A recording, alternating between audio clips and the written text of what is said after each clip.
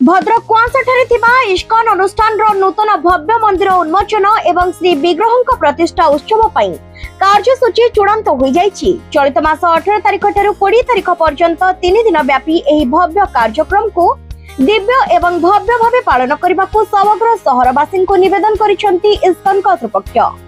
3 ଦିନ ବ୍ୟାପୀ ଏହି କାର୍ଯ୍ୟକ୍ରମରେ ଦେଶବ୍ୟାପୀ ଇସ୍କନ ଶ୍ରଦ୍ଧାଳୁଙ୍କ ସହିତ 40 कोटी विदेशी राष्ट्र 120 जन श्रद्धालु जोग देवार कार्यक्रम रही। एसहित प्रसिद्ध इस्कन मंदिर मायापुर बहु प्रमुख भक्त कार्यक्रम रे जोग देवार व्यवस्था होईछि। त्रिदिवसीय कार्यक्रम प्रथम दिन में विशाल कलश शोभा यात्रा, विग्रह स्थापन, यज्ञ पूजा पाठ सहित नूतन विग्रह प्रतिष्ठा उत्सव नीतिकांति अनुष्ठित हेबो। कार्यक्रम रे शेष दिन 20 तारीख प्रत्युषरू भक्त माने नूतन विग्रह दर्शन करिवे। एही अवसर रे 3 दिन व्यापी भागवत पाठ, भजन, कीर्तन एवं हरिनाम संकीर्तन अनुष्ठित हेबो बोली एक सामाजिक सम्मेलन रे कार्यक्रम रो आयोजक माने प्रकाश करिसंती। सेमानकु आपर समाजर मुख्य स्रोत आमे सनातन धर्म जोटा कि आमे सनातन हिंदू बोली सोल संबलित सांस्कृतिक कार्यक्रम परिवेशन करिवे जा द्वारा हम भद्रकवासी। हरे कृष्ण।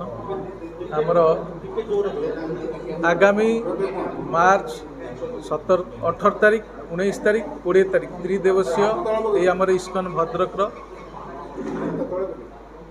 प्रतिष्ठा उत्सव अनुष्ठित होउछि।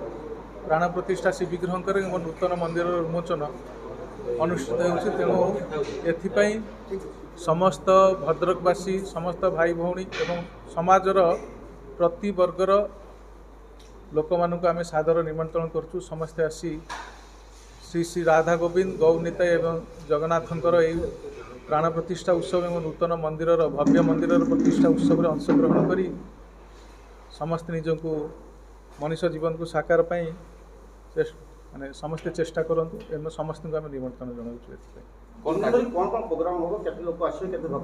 3 दिन प्रोग्राम भितर आमर 18 तारीख दिन सारा भद्रक सहर रे नगर संकीर्तन, सगड़ जाता, शोभा यात्रा एवं विदेश 120 भक्त आसुचंदी। 1000 उपरे भक्त आमर विभिन्न प्रकार संकीर्तन मंडली रहिबे आउ वाद्ययंत्र सब रहिबे। जहाँ आमर कीर्तन जो वाद्ययंत्र व्यवहृत हो सब रहीकि शंख दल रहिबे, से माने नगर परिक्रमा करिवे, भद्रक शहर परिक्रमा करिवे। आउ तापरे आसिकी ऊपर बेला आमर श्री विग्रहंकर नेत्र उन्मोचन उत्सव अनुष्ठित हेबे।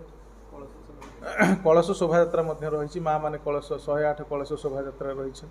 19 तारीख दिन आमर प्राण प्रतिष्ठा, श्री विग्रहंकर प्राण प्रतिष्ठा आउ तांकर नवजौवन दर्शन 19 तारीख दिन। 20 तारीख रे साधारण दर्शन समस्त जनसाधारण को निमंत्रण जनाऊँ। 20 तारीख दिन आ सकाळ 10टा ठू दिन 4टा पर्यंत समस्त महाप्रसादर व्यवस्था रही। Bureau report Odisha 11 news.